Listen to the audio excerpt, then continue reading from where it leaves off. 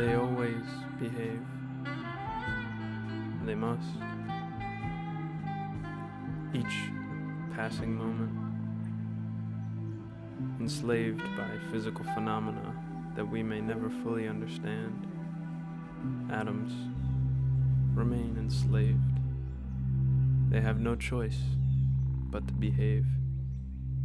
Each morning as the sun boils up water that rises into the atmosphere, the moisture churns as it dances up into higher altitudes. But as it loses steam, it has no choice but to condense.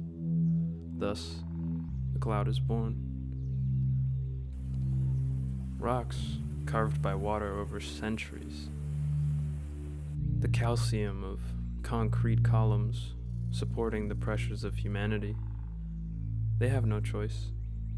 Controlled explosions of oxygen propelling vehicles each day. The oxygen-rich blood pulsating through our bodies, facilitating energetic life. The atoms must always behave. I'm not so convinced that stuff is either living or non-living. It all seems quite alive to me. It's all pretty much the same stuff, connected by an intrinsic code of conduct. They all behave. But what about us? In the absence of context, illusion can flourish.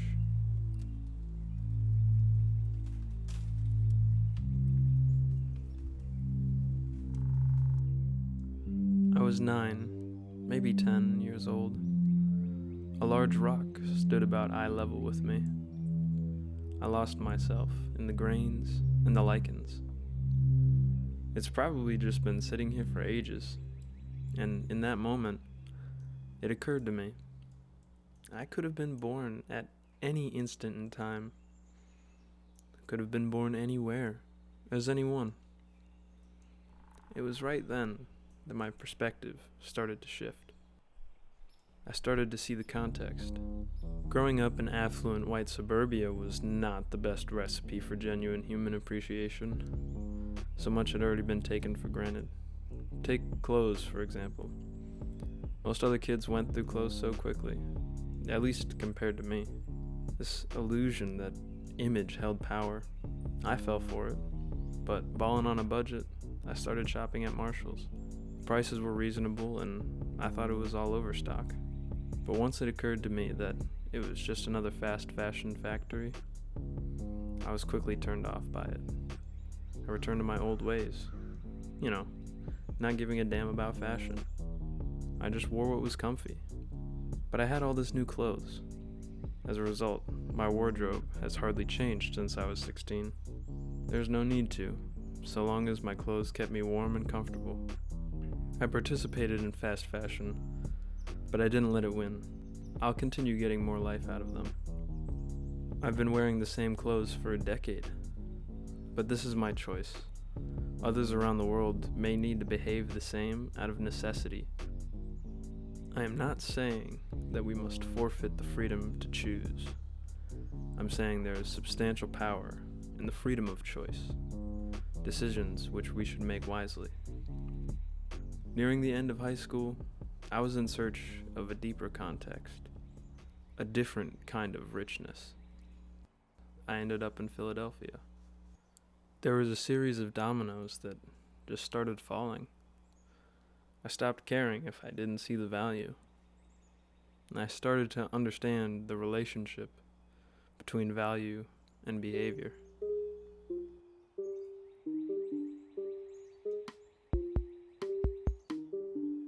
Let's really take a look around. There's barely transparency in the food we eat. Even when provided with nutrition facts, you can still choose to consume the product even if it's detrimental to your health and cognitive function. A population amped up on caffeine, copious amounts of sugar and sodium, those poor organs of the human body that have to sort everything out. It's not complicated. I get out what I put in. Do I know what I put in? When I got to the city, I got a bike. I was intimidated by city driving, and for good reason. So I figured that cycling was an efficient way to get around the city. It was good for my health. The only fuel required was food, and I could park virtually anywhere there was a tree. But I'm here as a student. I can get away with relying on my bike. But biking doesn't work for everyone, and I know the dangers firsthand. Distracted driving, inconsistent bike lane infrastructure, inhaling car exhaust, the use of bike lanes as parking spots, or just the fear of a car whizzing by within a couple feet. My bones stand no chance against the metal machines.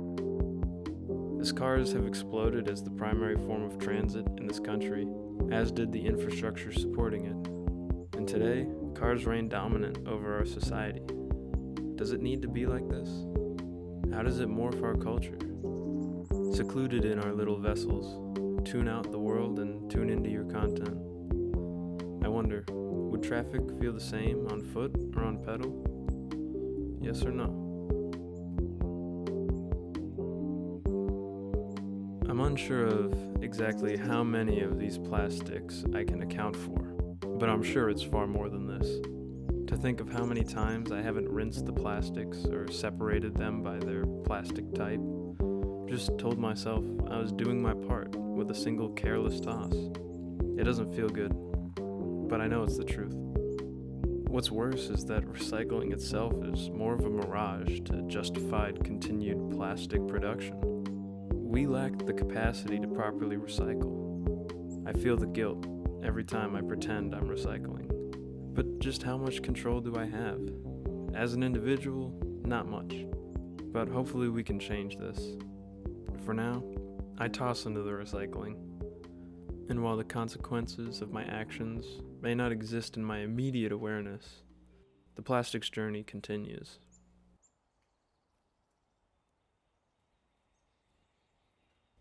Reflecting on my experience, how has my context changed?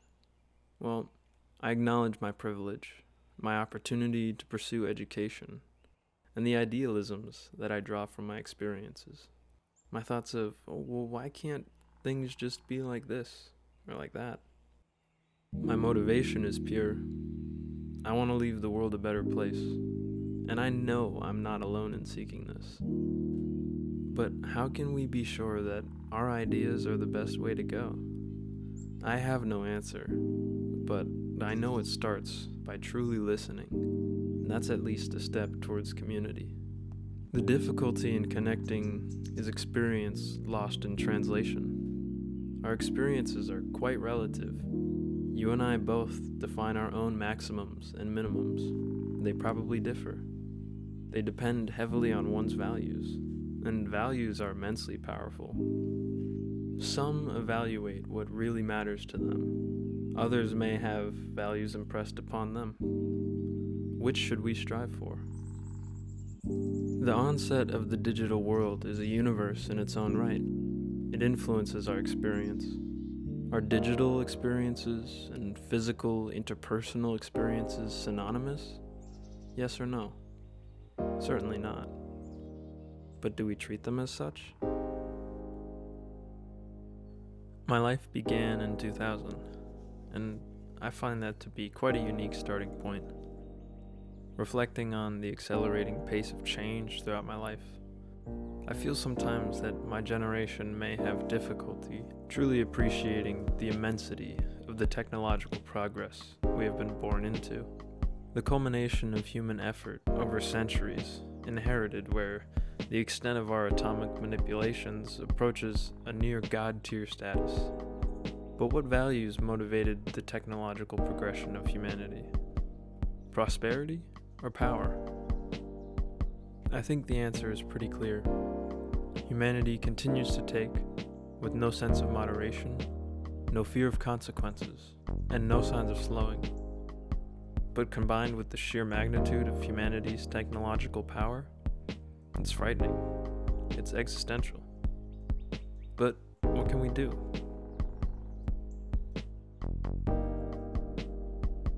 At the scale of community, a scale which we are biologically designed for, Behavioral change can redirect momentum profoundly. At this scale, we can collaborate, form genuine connections, and hold each other accountable. Within the scale of community to the individual is where social change can become most potent. But its potency is limited by the ability to listen, more realistically, by the amount of time to engage. Most of us are incredibly busy. Our society is superb at filling time. But is this something we wish to continue? Is this something we can change? I think so. It starts with values. Culture is malleable, so how will we shape it? Are we going to be thoughtful and analyze our core values? What are we going to do? Remaining aware of these values, be conscious of how they fuel our behaviors.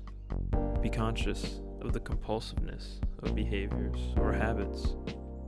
Reflect, engage with others, be vulnerable, connect, listen.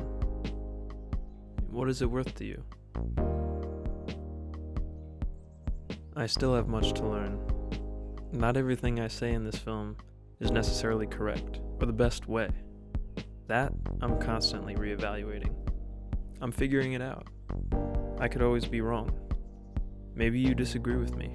Great. Please, let's engage. Engagement like this is for the greater good of our community. I see the value. It's okay to be wrong. It's okay to have misconceptions. It's okay to not know what to do. You're not alone in this respect. What is not okay is to proceed thinking that our existential crisis is not a problem that involves you, or that the rest of the people will figure it out. It's so much easier to think like that, but expand that thinking to many others, and we're sitting ducks. It's not about saving Earth.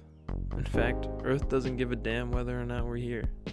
Ironically, adapting to our changing climate is the most selfish thing we can do. So are we going to save ourselves?